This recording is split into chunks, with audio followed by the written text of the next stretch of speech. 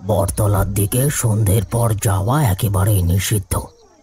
ওখানে গেলে সে তাড়া করবে, পিছু নেবে, আর ততক্ষণ পিছু ছাড়বে না যতক্ষণ না পর্যন্ত দ্বারে মৃত্যু এসে ধাক্কা দিচ্ছে। গ্রামের মোড়ল মশাইয়ের মুখের কথাটা শোনার সাথে সাথেই গ্রামের মানুষরা নিজেদের মধ্যে আলাপ আলোচনা করতে শুরু করলেন। ওদের মধ্যে থেকেই একজন বলে উঠল,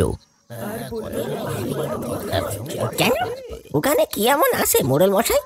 এতকাল ধরে এই গ্রামে বসবাস করছি, সব সময় আপনি এই একটা কথাই দেখছি বলেন, কিছুতেই আমাদেরকে ওইদিকে যেতে দেন না। বলেন সন্ধ্যের পর নাকি সেখানে কারোর আবির্ভাব হয়। সে যে ভগবান নয় এটুকু আপনার কথা শুনেই বুঝতে পেরেছি। ভোলার কথাগুলো শোনা মাত্রই মোড়ল মশাই ওর দিকে তাকান। তারপরে ওকে উদ্দেশ্য করে বলেন, ভগবান আর শয়তানের মধ্যে এক বিস্তর তফাৎ আছে ভোলা। যতটা সহজভাবে তুমি কথাগুলো বলে দিলে, বিষয়টা একেবারেই ততটা সহজ নয়। ঈশ্বর আমাদেরকে সর্বদা উন্নতির পথে পরিচালিত করেন, আর শয়তান অবনতির পথে। এই দুইয়ের মধ্যে যেমন শাস্ত্রসম্মত বিভেদ রয়েছে, ঠিক একইভাবে বিশ্বাস আর অবিশ্বাসেরও বিভেদ রয়েছে। তাই কিছু জিনিসের সাথে মশকরা না করাই শ্রেয়। তোমরা হলো গিয়ে আজকালকার মানুষ, যেটুকু বললাম সেটুকুর উপরে গুরুত্ব আরোপের চেষ্টা করো। কি, কেন, কিসের জন্যে, এসবের কারণ খুঁজে বার করার চেষ্টা করো না। এতে বিপদ বাড়বে বই কমবে না। মোড়ল মশাই যে বটতলার বিষয়টিকে নিয়ে ক্রমেই উত্তেজিত হয়ে উঠছেন সেটি জানা মাত্রই পঞ্চায়েতে উপস্থিত বাকি লোকেরা চুপ করে যান। রাতের দিকে হঠাৎ প্রবল বেগে ঝড় ওঠে। এই দেখো দেখি, এখনই ঝড় জল শুরু হতে হলো।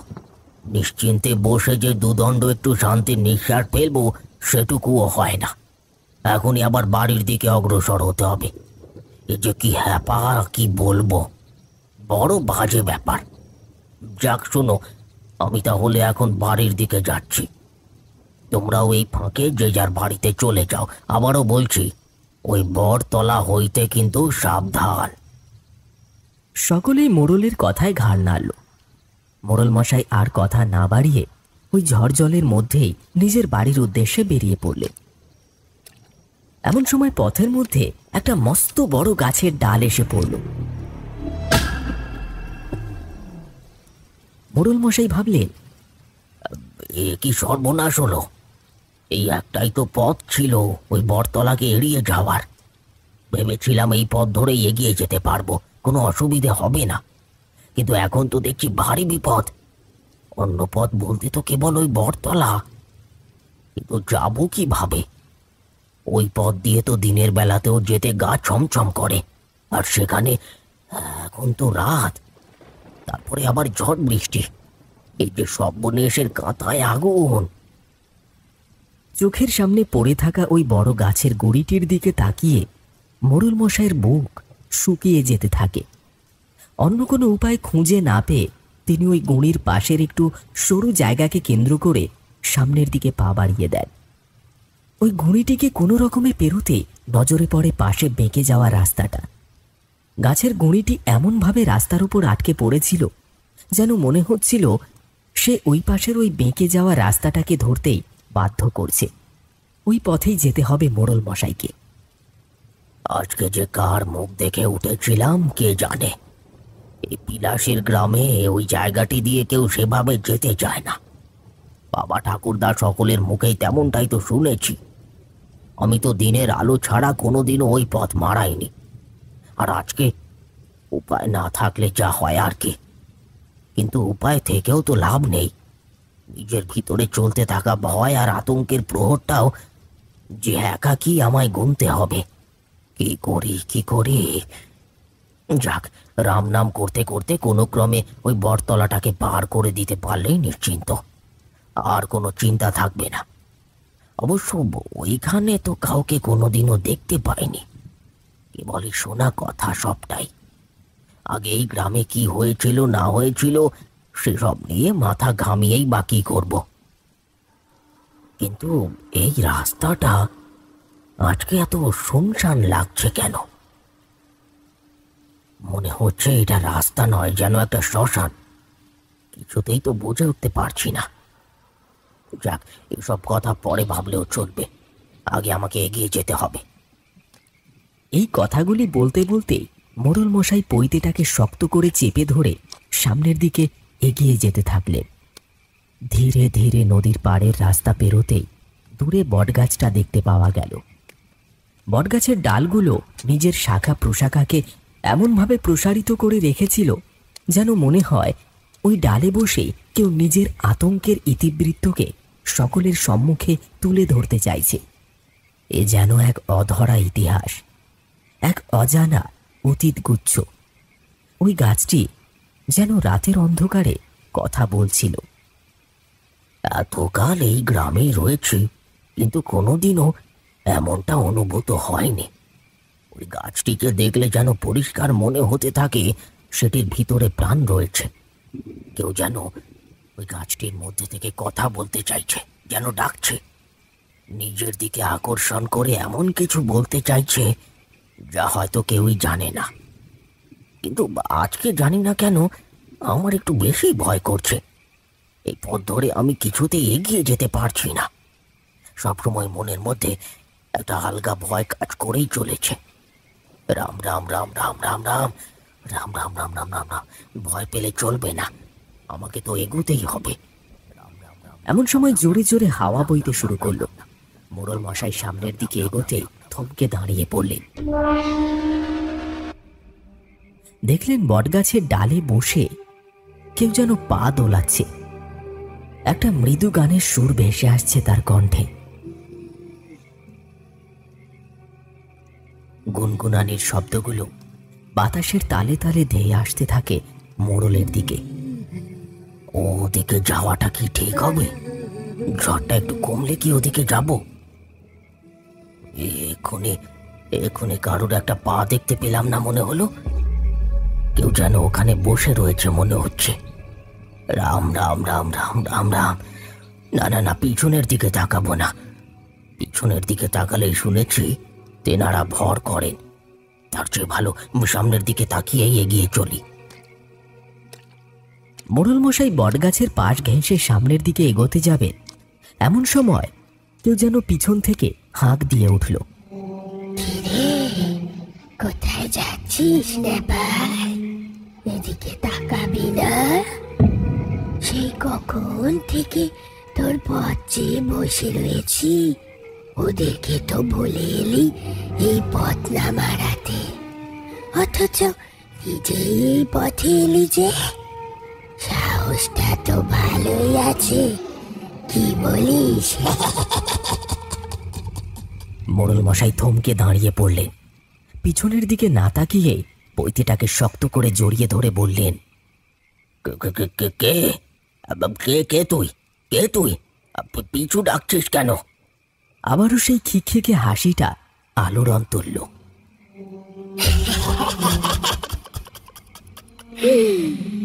আমি যেই হই না কেন বেঁচে নেই, এইটুকু মনে রাখিস। আর ওই যে লোকগুলোকে আমার খপ্পর থেকে বাঁচিয়ে রাখার চেষ্টা করে যাচ্ছিস, সেটা খুব তাড়াতাড়ি বিফলে যাবে। আসছে সেই সময়, খুব শীঘ্রই আসছে, যখন আমি প্রভাব বিস্তার করব এই গ্রামের ওপরে। এখন আমার গণ্ডীটা এই গাছের মধ্যেই সীমাবদ্ধ। খুব তাড়াতাড়ি মুক্ত হব আমি, মুক্ত হব। মোড়ল মশাইয়ের গলা শুকিয়ে যেতে থাকে। তিনি সামনের দিকে এগিয়ে যেতে থাকেন। মুখে রাম নাম অব্যাহত থাকলেও মনে মনে তিনি ওই প্রেতিনীর বলা কথাগুলিকে আওড়াতে থাকেন। মানেটা কি? এ তো আমার সাথে প্রথমবার হয়েছে, প্রথমবার। এর আগে তো কখনো এমনটা ঘটেনি। অবশ্য রাতের বেলা আমি তো কোনোদিনও এখান দিয়ে যাইও নি। এটা অবশ্য প্রথমবারই। কিন্তু না, মন্দিরের পুরোহিতের সাথে কথা বলতেই হবে। কি ঘটতে চলেছে?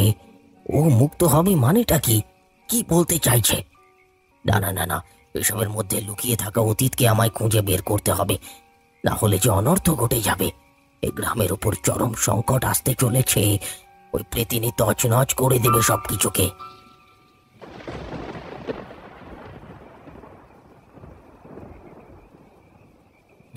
মোড়ল মশাই তাড়াতাড়ি করে বাড়িতে এসে প্রবেশ করতেই মেঝের উপর পড়ে যান। তার স্ত্রী নির্মলা দৌড়ে এসে দাঁড়ায় তার সামনে। না না না, এ কি কি হয়েছে তোমার? কি হয়েছেটা কি? কি গো, তুমি এরকম করছো কেন? তোমার শরীরটা এমন তর দেখাচ্ছে কেন বলো তো? কেমন যেন রক্ত শূন্য এমনটা হচ্ছে কেন? কি গো?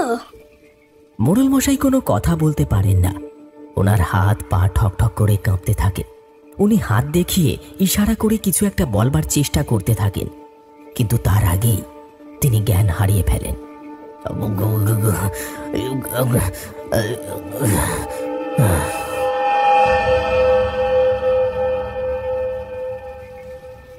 মোড়ল মশাইকে অচেতন অবস্থায় পড়ে থাকতে দেখে নির্মলাও বড্ড ঘাবড়ে যায়। এরপরে তড়িঘড়ি করে বৈদ্যমশাইকে খবর দিতে ছোটেন। বৈদ্যমশাই, ও বৈদ্যমশাই, একটু শিগগির চলুন। আমার স্বামীর বড় বিপদ। কি ঘটেছে কে জানে, কোনো কিন্তু এমনটা দেখিনি। বাড়িতে এসে মেঝের ওপর ঠক ঠক করে কাঁপতে শুরু করেছিলেন। কিছুই তো বুঝতে পারছি না, আখেরে হলোটা কি একটু বলতে পারেন? একটু চলুন না। বৈদ্যমশাই নির্মলার কথা শুনে ওখানে দাঁড়িয়ে না থেকে মোড়লের গৃহের উদ্দেশ্যে প্রস্থান করলেন। ঝড়ের মধ্যে তাড়াতাড়ি করে মোড়লের ভিটেতে পৌঁছে দেখলেন মোড়ল ওইভাবে মেঝের উপরে পড়ে রয়েছে। তিনি নির্মলাকে বললেন, সর্বনাশ! একে যে বোবায় পেয়েছে, এ নিশ্চিত ভূত দেখেছে, না হলে এর ওপর প্রেত ভর করেছে। না হলে এমনটা হতে পারে না। যতদূর দেখে মনে হচ্ছে গলায় পৈতেটা ছিল বলে বেঁচে গিয়েছে, না হলে সর্বনাশ হয়ে যেত। একে তাড়াতাড়ি করে ধরে শোয়ার ঘরের দিকে নিয়ে যেতে হবে, না হলে সর্বনাশ। মেঝের উপরে আর কিছুক্ষণ পড়ে থাকলেই এ শেষ হয়ে যাবে। নাও নাও, আমাকে সাহায্য করো দেখি। বৈদ্যের কথায় নির্মলা তার স্বামীকে ধরলেন, আর আরেকটি দিকে বৈদ্যমশাই নিজেও দাঁড়ালেন। এরপরে দুজনে মিলে ধরে ধরে মোড়লকে শোয়ার ঘরের দিকে এগিয়ে নিয়ে গেলেন। এমন সময় মোড়লের মেয়ে কনক সেখানে হন্তদন্ত হয়ে এসে হাজির হলো। মা, বাবার কি হয়েছে? ও মা, বাবা কথা বলছে না কেন? কি হয়েছে বাবার, বলো না। নির্মলা কোনো কথা বলতে পারলেন না, কেবল নির্বাক হয়ে নিজের স্বামীর মুখের দিকে তাকিয়ে রইলেন। এমন সময় নাড়ি টিপে বৈদ্যমশাই তাঁদেরকে উদ্দেশ্য করে বললেন, অবস্থা একেবারেই ভালো ঠেকছে না। গাজে জ্বরে একেবারে পুড়ে যাচ্ছে। আমি কয়েকটা পুড়িয়া দিচ্ছি, এইগুলোকে সময় মতো খাওয়াতে থাকবেন। আশা করি এতে ভালো হয়ে যাবে, কিন্তু জানি না জ্বর কমবে কিনা। জ্বর যদি না কমে তাহলে আর কিছু করার নেই, বাকিটা ঈশ্বরের উপরেই ছেড়ে দিতে হবে। এই বলে বৈদ্য চলে গেলেন। নির্মলা নিজের মেয়েটাকে বুকে জড়িয়ে ধরে অঝরে কাঁদতে শুরু করলেন। এ কি গো হলো আমার? কেন হলো? কি ক্ষতি করেছি আমরা? এ কোন অপরাধের শাস্তি দিতে চাইছেন ঈশ্বর? কেন কেন? আমাদের মাথায় তো একটাই সম্বল ছিল। এখন এনার যদি কিছু একটা হয়ে যায়, আমরা তো একেবারে পথে বসে যাব, শেষ হয়ে যাব সকলে। হায় ঈশ্বর, হায় ঈশ্বর, এ কি হলো? ঈশ্বর, তুমি একটু মুখ তুলে তাকাও। এইভাবেই গোটা রাতটা অতিবাহিত হয়ে গেল। কারোর চোখে ঘুমের লেশ মাত্র ছিল না।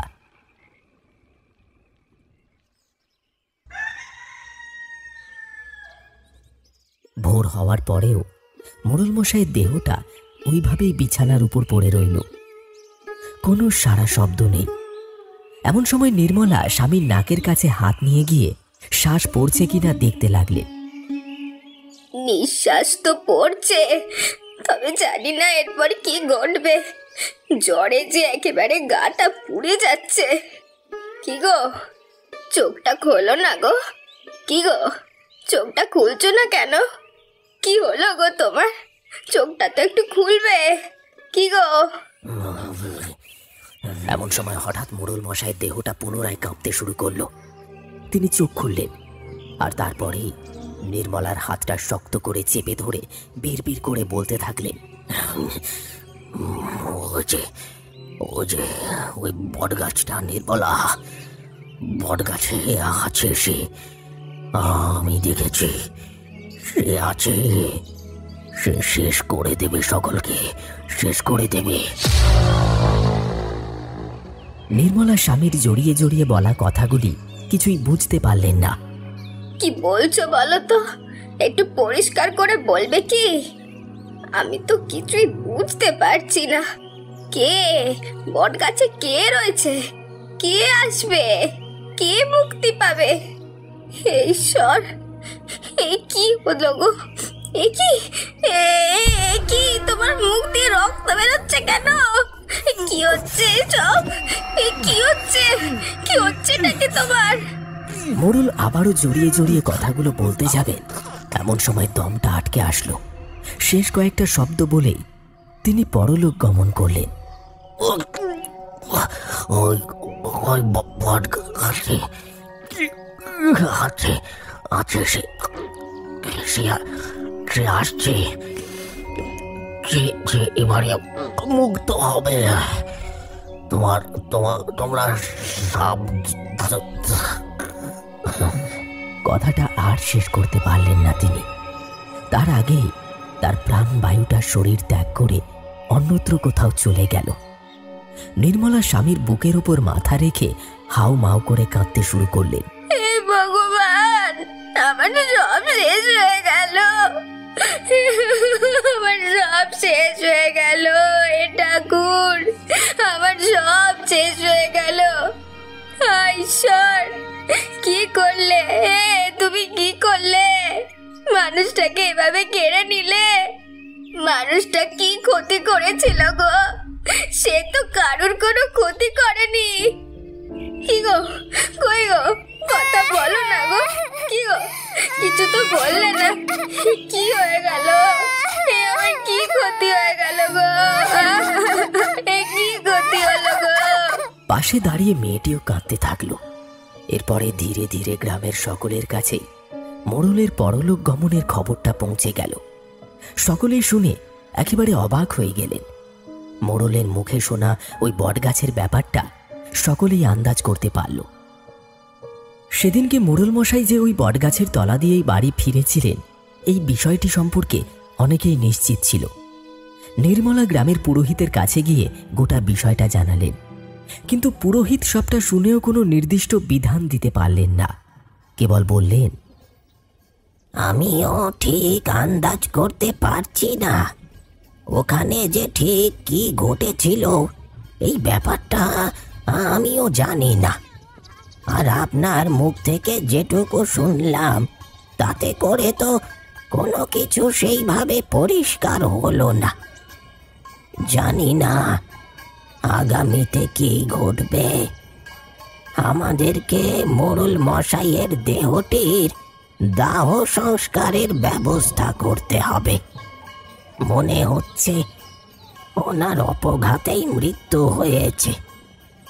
এই মৃত্যু কোনোভাবেই স্বাভাবিক হতে পারে না। আমাদেরকে যত শীঘ্র সম্ভব ওনার দাহ ক্রিয়া সম্পন্ন করতে হবে। আসুন আসুন, তাড়াতাড়ি শ্মশানের দিকে চলুন।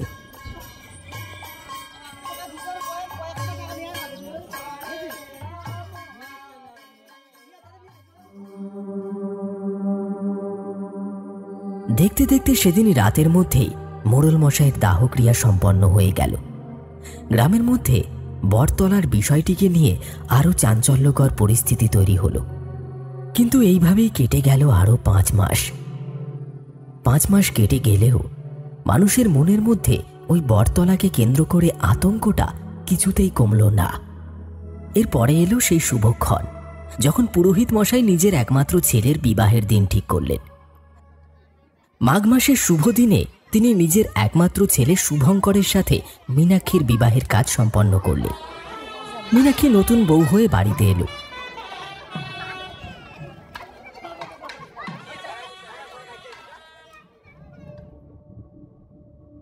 বাড়িতে আসতে না আসতে পুরোহিত মশাই তাকে ওই বটতলার বিষয়ে সবটাই গুছিয়ে বললেন।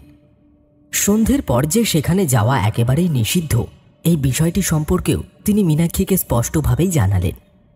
মীনাক্ষী মন দিয়ে সব কথা শুনলেও সে ছিল একটু ডাকাবুকো স্বভাবের, তাই মুখে না স্বীকার করলেও ভূত প্রেতের প্রতি তার তেমন একটা বিশ্বাস ছিল না বললেই চলে। সে তার শ্বশুরের ভিটেতে কাউকেই এই বিষয়টি জানতে দিল না। তবে এক ঝড় জলের রাতে ঘটল এক বিপত্তি। শীতকালের রাতে ঝড় উঠেছে দেখে গ্রামের মানুষরা সকলেই সেটিকে অশনির সংকেত হিসেবে ধরে বসলেন। মীনাক্ষীর হাতেই ছিল ছাগল সামলানোর দায়িত্ব। পুরোহিত মশাইয়ের পোষা ছাগলটি বাঁধা থাকত বাড়ির চৌহদ্দিতে। ওই ঝড়ের রাতেই সেটি দড়ি ছিঁড়ে দৌড়তে শুরু করল, আর মীনাক্ষীও তাকে ধাওয়া করতে লাগলো। রাত তখন প্রায় 2টো। সেদিন রাতে কিছুতেই মীনাক্ষী 2 চোখের পাতা বন্ধ করতে পারছিল না। বারবারই তার মনে হচ্ছিল কেউ যেন তাকে আহ্বান করছে, কিন্তু কে সে? কে ডেকে নিয়ে যাচ্ছে তাকে? গ্রামের পথ ধরে ওই ছাগলটির পিছনে ধাওয়া করতে করতে মীনাক্ষীর নজরে পড়তে থাকলো ওই গ্রাম। সেখানকার পরিবেশটির সাথে নিজের অতীতের এক অনন্য মিল খুঁজে বার করতে লাগলো মীনাক্ষী। তার মনে হতে লাগলো ওই জায়গাটি তার খুব চেনা। সে এখানে প্রথমবার আসেনি, এর পূর্বেও সে এখানে এসেছে। এই পথ ঘাট তার খুব চেনা। মাঝে মাঝে স্মৃতি বিজড়িত কয়েকটি কথা তার মনে পড়ে যেতে শুরু করল, কিন্তু ক্ষণিকের মধ্যেই সেগুলো আবার মনোপট থেকে গায়েব হয়ে যেতে থাকল। মীনাক্ষী কোনো কিছুই ঠিকভাবে আন্দাজ করতে পারল না। সে কেবলমাত্র ওই ছাগলটিকে ধরবার জন্য দৌড়ে চলল। দৌড়তে দৌড়তে সে এসে হাজির হলো ওই বটগাছটির সামনে। সে দেখল ওই বটগাছটির ডালপালাগুলি হাওয়ায় দুলছে, শন শন করে বয়ে চলেছে হাওয়া। কিছু ঘটনা যেন তার দৃশ্যপটে ভেসে উঠে আবার যেন কোথাও একটা গায়েব হয়ে যেতে শুরু করলো। এমন কেন মনে হচ্ছে? এই বটগাছটাকে আমি আগেও দেখেছি। মনে হচ্ছে যেন আমি এই গাছটাকে কেন্দ্র করে খেলাও করেছি। লুকোচুরি খেলতাম আমি, আমার সাথে ছিল আরও অনেকে। কিন্তু কিন্তু কিভাবে সম্ভব? আমি তো কোনোদিনও এখানে আসিনি। তাহলে এমনটা কিভাবে মনে হতে পারে? এইগুলো সবই বোধহয় আমার মনের ভুল। কিন্তু না, আমার তো দিব্যি মনে হচ্ছে যে আমি নিজেকেই দেখতে পাচ্ছি। ওই তো সেই জায়গাটা। কিন্তু না, ভুলে যাচ্ছি যে এসব কি হচ্ছে আমার সাথে। অবশেষে মীনাক্ষী ওই ছাগলটিকে বটতলায় খুঁজে পায়।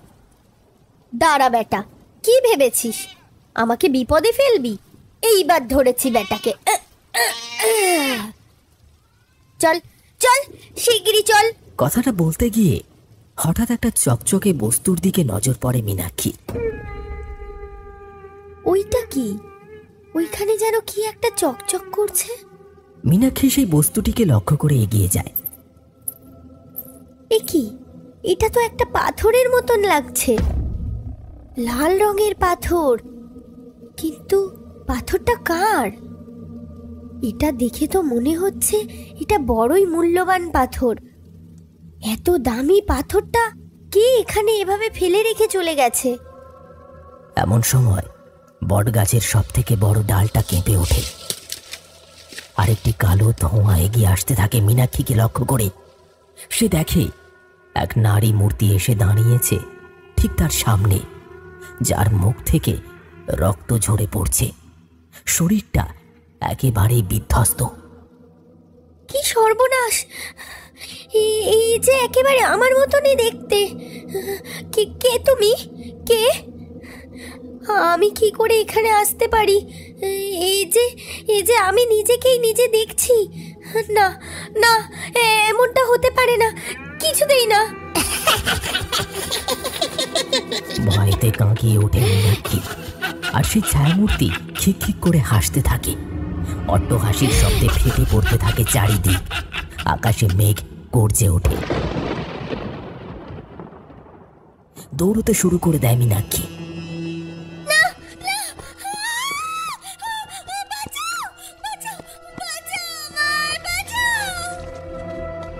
ততক্ষণে ওই লাল রঙের পাথরটিকে নিজের আঁচলের সাথে বেঁধে ফেলেছিল মীনাক্ষী। এরপরে নিজের অলক্ষ্যেই সেটিকে সাথে করে বাড়িতে ফেরে সে।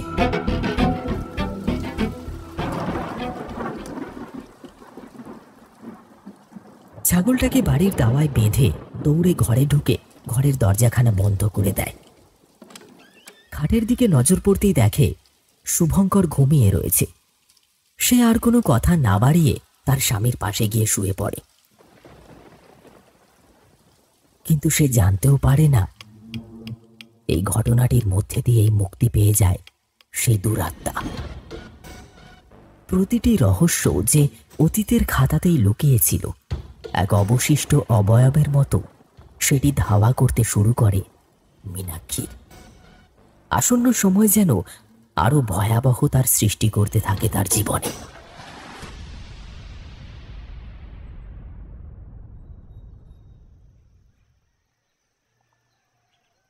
সকালবেলা মীনাক্ষীর ঘুম ভেঙে যায় একটা চিৎকারের শব্দে। সে হুড়মুড় করে বিছানায় উঠে বসে। আরে কই গো, এ কি সর্বনেশ হয়ে গেল গো? কি হয়েছে শুভঙ্কর? বাবার গলা না? আরে বাবা, দেখো না কি হয়েছে। শুভঙ্কর বিষয়টা আন্দাজ করতে না পেরে বাইরে বেরিয়ে যায়। সেখানে গিয়ে যা দেখে তা দেখা মাত্রই তার চক্ষু একেবারে চড়ক গাছ হয়ে যায়। সে দেখে তাদের পোষা ছাগলটার পেট চিরে নাড়ি ভুড়ি বাইরে বেরিয়ে রয়েছে। পুরোহিত মশাই ও তার স্ত্রী ছাগলটিকে দেখে হাহুতাশ করতে থাকেন। শুভঙ্কর অমন অবস্থা দেখে কোনো কিছুই আন্দাজ করে উঠতে পারে না। সে বলতে থাকে, এমনটা কিভাবে হলো বলো তো দেখি? এমনটা তো হওয়ারই কথা নয়। দিব্যি তো ছাগলটা কালকেও সুস্থ ছিল, হঠাৎ করে কিভাবে এমনটা ঘটে যেতে পারে? আর এত এত নৃশংসভাবে কেই বা তাকে মেরে ফেলতে পারে শুনি? মীনাক্ষীও সেখানে দৌড়ে এসে ছাগলটার অমন অবস্থা দেখে ঠকঠক করে কাঁপতে শুরু করলো। নিজের মনে মনে বলল, আমি যে কালকে ওই বুড়ো বটতলায় গিয়েছিলাম, এই ব্যাপারটা তো কাউকে জানাইনি। আর ওই লাল পাথরটাকেও তো এক বিশেষ জায়গায় লুকিয়ে রেখে এসেছি। সেটাকেও আমি কিছুতেই কারোর হাতে আসতে দেব না। না, কোনো মতেই না। ওটা এখন থেকে আমার কাছেই থাকবে। কিন্তু এই ছাগলটাকে তো এখানেই বেঁধে রেখে গেছিলাম। কালকে অবশ্য ঝড় বৃষ্টি হচ্ছিল, কিন্তু তবুও এই ঝড় বাদলের রাতে এই ছাগলটাকে কেই বা এমনভাবে নৃশংসভাবে মেরে ফেলতে পারে?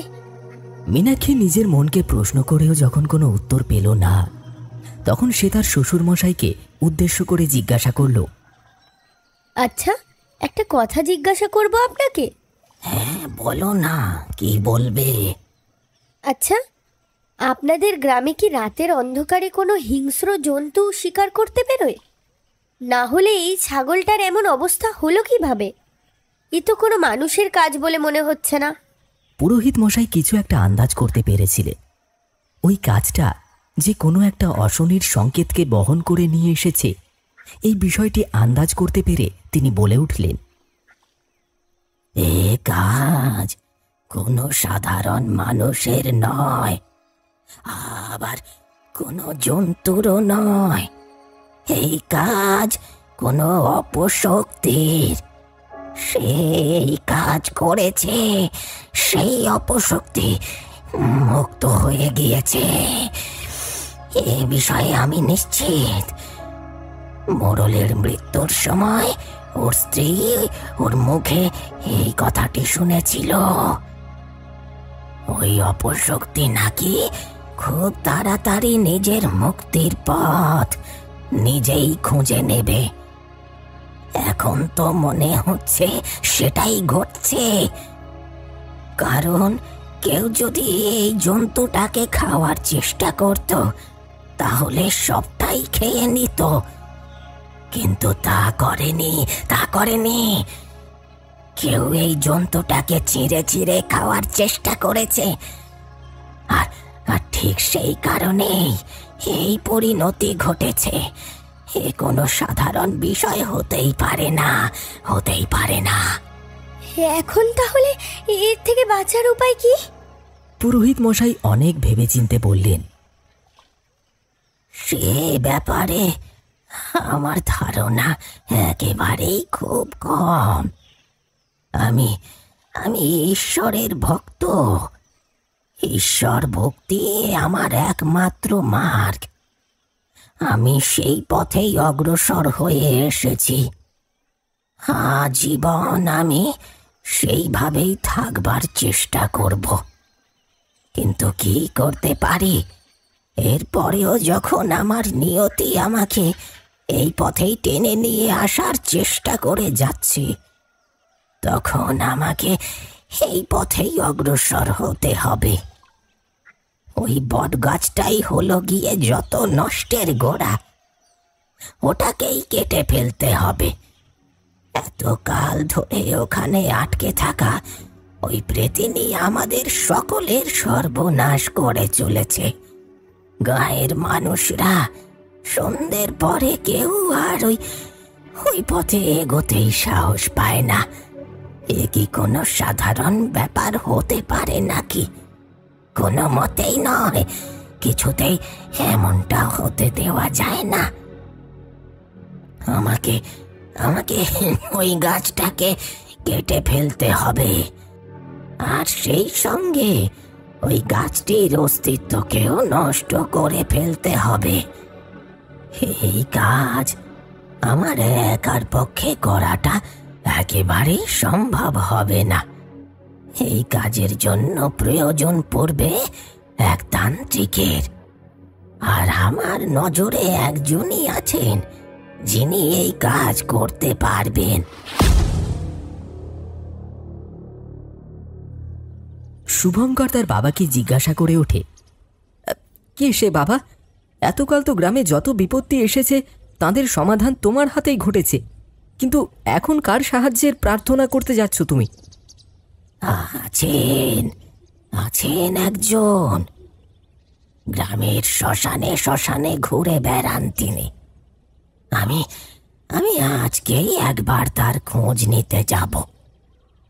যদি তার সাথে সাক্ষাৎ ঘটে যায়, তাহলে আমি তার সাথে এই বিষয়ে কথা বলবো। যদি পারেন, তাহলে একমাত্র তিনি পারবেন এই বিপদের হাত থেকে আমাদের বাঁচাতে। সেই দিনটা ওইভাবেই অতিবাহিত হয়ে গেল। মরা ছাগলের দেহটিকে নিয়ে গিয়ে নদীর চরে পুঁতে দিয়ে এলেন পুরোহিত। তারপর রাত নামল। মনের মধ্যে ভয় আর আশঙ্কাটাও সমানভাবে কাজ করতে শুরু করল। আমাকে তো যেতে হবে। একা যাওয়াটা কি ঠিক হবে? না, কাউকে সাথে করে না নিয়ে যাওয়াই বরং ভালো। এতে বিপদের সম্ভাবনা আরো বেড়ে যাবে। তার চেয়ে বরং একাই যাই। যা হওয়ার তা তো হবেই। কাউকে দিয়ে কি বিপদ রোধ করতে পারা যায়? একেবারেই নয়। এই কথা আওড়াতে আওড়াতে পুরোহিত মশাই একটু রাতের দিকে শ্মশানের উদ্দেশ্যে এগিয়ে গেলেন। পথে যেতে যেতেই হঠাৎ করেই একটা দমকা হাওয়ার রেশ তার শরীরকে স্পর্শ করে কোথায় যেন গায়েব হয়ে গেল। প্রতিটি মুহূর্তে তার মনে হতে থাকলো কিছু যেন একটা ঘটে যেতে চলেছে, কিন্তু কি সেটাই তিনি আন্দাজ করে উঠতে পারলেন না। এ কি, আমার হঠাৎ করে এমন অস্বস্তি হচ্ছে কেন? মনে হচ্ছে কেন যে কিছু একটা খারাপ ঘটতে চলেছে, কিন্তু কি ঘটতে চলেছে? বারবার তার মনে হচ্ছে কেউ যেন তার পিছু করছে, কেউ যেন তাকে কিছু একটা বলতে চাইছে, অথচ সে কিছুই আন্দাজ করতে পারছে না। কিন্তু কেউ তো একটা অতি অবশ্যই রয়েছে তার আশেপাশে, কিন্তু সে কে? এমন সময় আবার সেই হাওয়ার রেশটা যেন ধীরে ধীরে তার দিকে ধেয়ে আসতে শুরু করলো। কিরে পুরোহিত, কোথায় পালাচ্ছিস? এখন কিন্তু তুই আর একা নেই, আমিও আছি তোর সাথে। চাইলে এখনই তোর ঘাটটা মোটকে সবটুকু রক্ত শুষে নিতে পারি। কিছুই করতে পারবি না তুই, মনে রাখিস। পিছনের দিকে ফিরে তাকানোর সাহসটুকুও তিনি পেলেন না। তিনি নিজের মনকেই প্রশ্ন করতে শুরু করলেন, হঠাৎ করে এসব কি হলো? কেনই বা হলো? কিছু তো একটা গন্ডগোল অবশ্যই রয়েছে। কে রয়েছে তার পিছনে? রাম রাম রাম রাম রাম রাম, আমি জানি ওই প্রেতিনী এখন নির্ঘাত মুক্ত, কিন্তু কিভাবে মুক্ত হলো সে? এতকাল সে ওই গাছটিকে আশ্রয় করে বসেছিল। এবারে সে যে কোনো মানুষের ক্ষতি করতে পারবে, যে কোনো মানুষকে শেষ করে ফেলতে পারবে। না না না না, কিছুতেই না, পা চালিয়ে আমাকে যেতে হবে, এগোতে হবে। ওই বৃদ্ধ বয়সেও কোনো মতে পুরোহিত দৌড়তে শুরু করলো, আর সেই সাথে জোরালো অট্টহাসির শব্দটা যেন স্থান থেকে স্থানান্তরে ছড়িয়ে পড়তে লাগলো।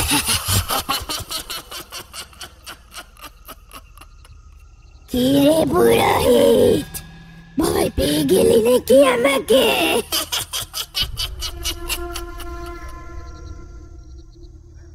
আমার তো মনে হচ্ছে তুই ভয় পেয়ে গেছিস আমাকে। তা আমাকে ভয় পেলি কেন রে? কি ক্ষতি করেছি আমি তোর? দাঁড়া, আমার সাথে কথা বল। বুকের মধ্যে কত আশা নিয়ে আমি মরেছি বলতো, একটা আশাও যে পূর্ণ করতে পারিনি। কি রে, তোকে দাঁড়াতে বললাম না? দাঁড়াবি নাকি তোরও অবস্থা ওই ছাগলের মতন করব?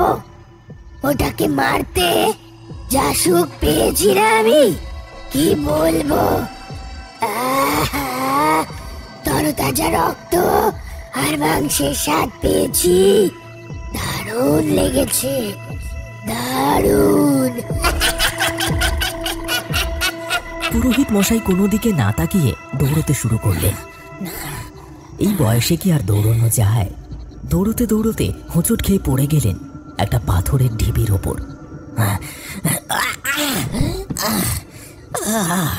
একটা বড় গাছের ডাল তার তীক্ষ্ণ ফলাটি দিয়ে পুরোহিতের চোখটাকে বিদ্ধ করতে যাবে, এমন সময় এক সুঠাম চেহারার লোক এসে তার পথ অবরোধ করে দাঁড়ালেন।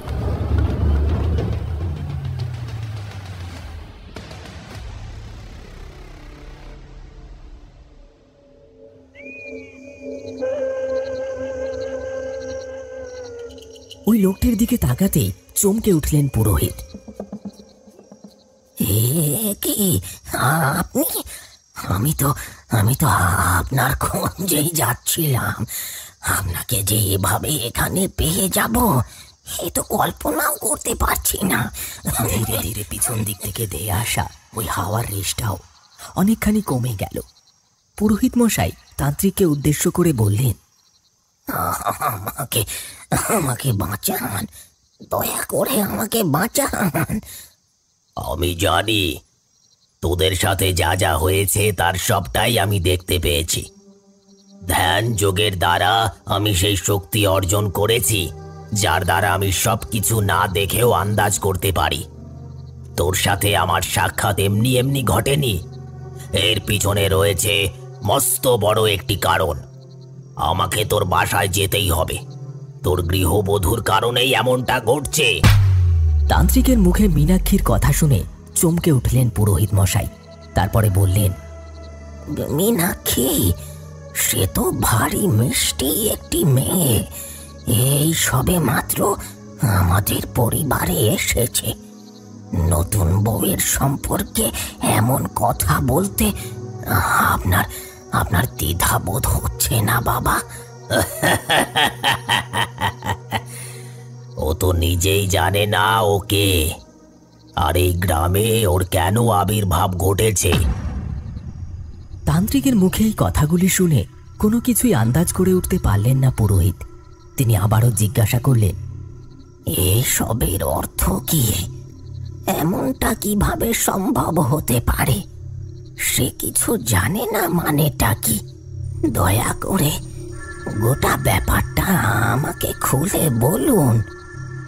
যার আত্মা এখনো ঘুরে বেড়াচ্ছে সে আর কেউ নয়, সে তোর গৃহবধূ নিজেই। তবে পূর্বজন্মে এই গ্রামের সাথে ওর একটা নিবিড় সম্পর্ক ছিল। মীনাক্ষী হিসেবে যে তোর বাড়িতে এসে হাজির হয়েছে এটি তারই পরজন্ম, বুঝতে পারলি? ওই কারণে ওর কিছুই মনে নেই। পূর্বজন্মে এই গ্রামের সাথেই ওর একটা নিবিড় যোগসূত্র ছিল। এই গ্রামের জমিদারের সাথে ওর প্রণয়ের সম্পর্ক ছিল, কিন্তু এই সম্পর্ক ছিল গভীরে, কারণ ওই জমিদার বিষয়টিকে একেবারেই জানতে দেননি। কিন্তু ধীরে ধীরে যখন তাদের মধ্যে মেলামেশার বাঁধন আরও গভীরতার জায়গায় পৌঁছায় এবং তাদের মধ্যে শারীরিক সম্পর্ক রচিত হয়, তখন ওই মেয়েটি মানে কাবেরী সন্তান সম্ভবা হয়ে পড়েছিল। সে জমিদারকে তাকে বিবাহ করে ঘরে নিয়ে যাওয়ার কথা বলে, কিন্তু সেই সময় সে জমিদারের আসল চেহারাটি দেখতে পায়। জমিদার তাকে অস্বীকার করে।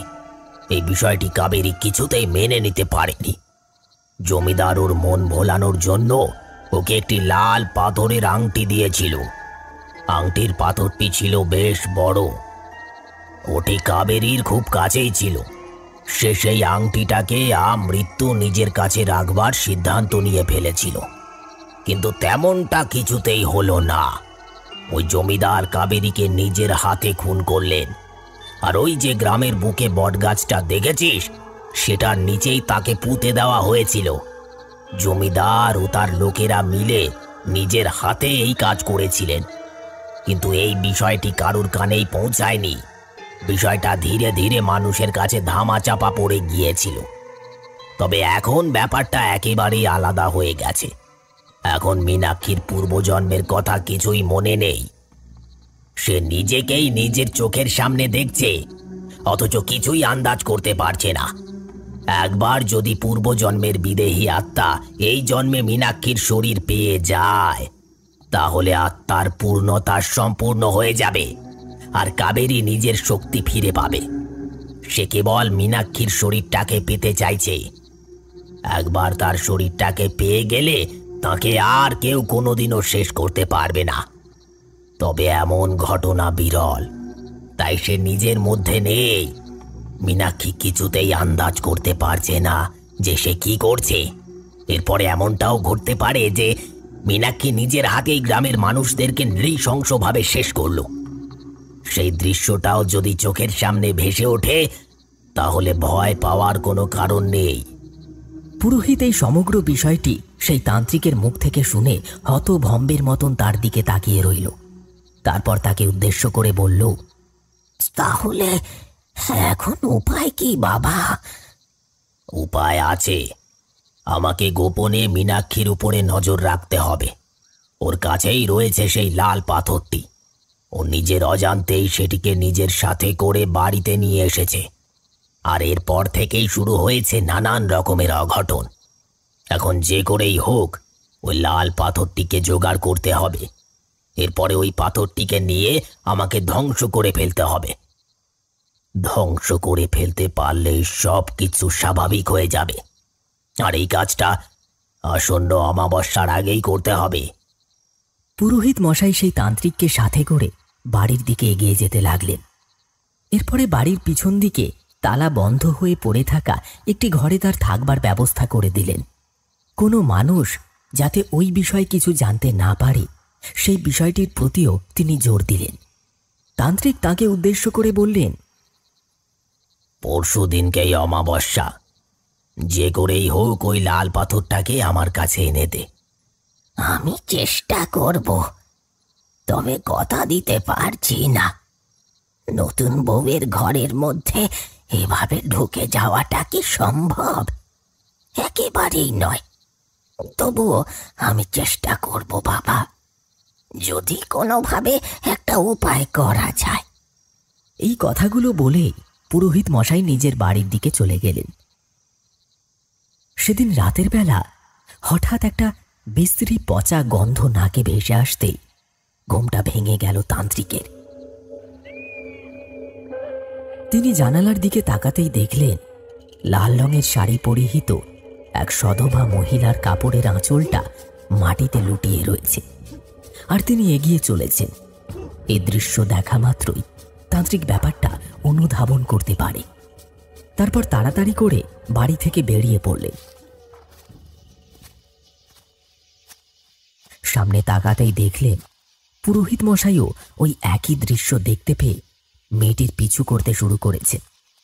তান্ত্রিক পুরোহিতকে সঙ্গে নিয়ে সেই মেয়েটিকে অনুসরণ করে চললেন। এমন সময় পুরোহিত বলে উঠল, মীনাক্ষী, ওটা মীনাক্ষী।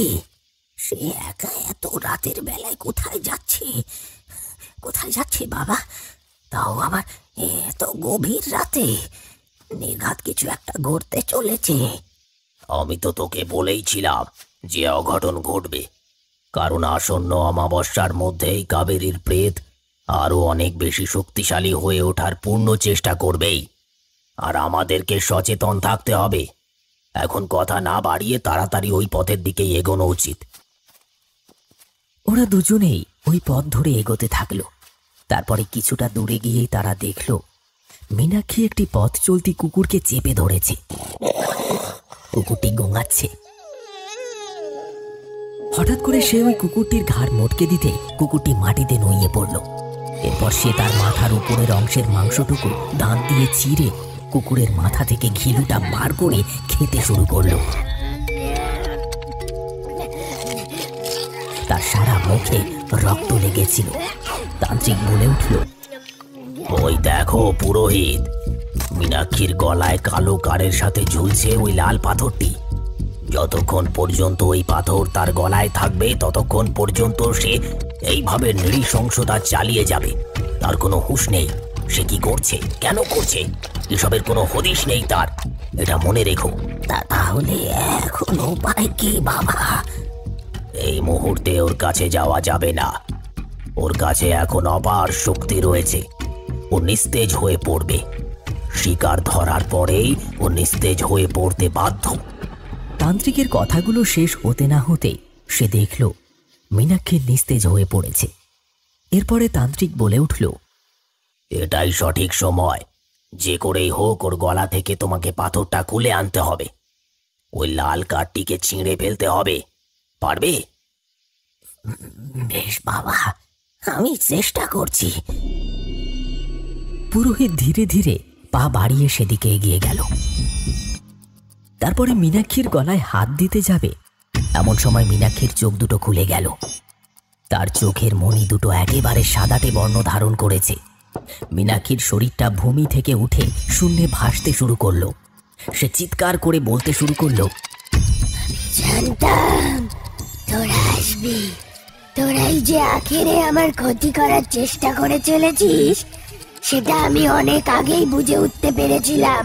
সেই কারণেই আমিও তোদের এই জালে ফাঁসিয়েছি। তোরা কি ভাবলি আমি আর নেই? এই শরীর ছেড়ে এত সহজে চলে যাব ভেবেছিস? কোনোদিনও না। এই শরীরেই আমার বাস থাকবে। মীনাক্ষী আর আমার মধ্যে এমনিতেও কোনো পার্থক্য নেই। প্রতিটি গ্রামের লোককেই আমি শেষ করব, শেষ করেই ফেলবো।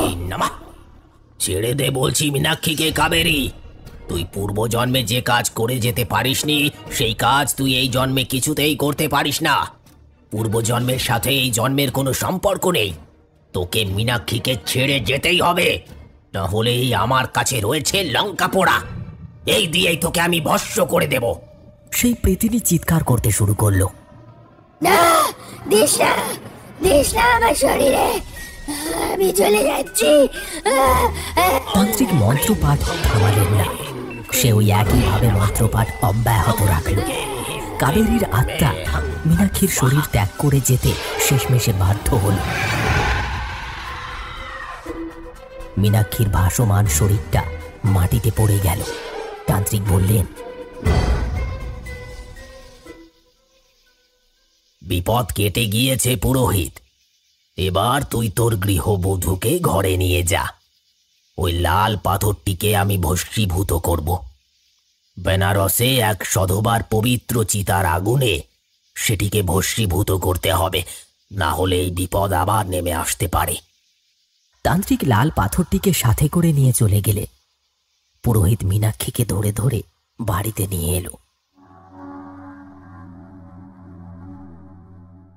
তারপরে পরিবারের সকলকেই এই বিষয়টির ব্যাপারে জানালো। তান্ত্রিকের সাহায্যে সেই যাত্রায় বেঁচে গিয়েছিল মীনাক্ষী।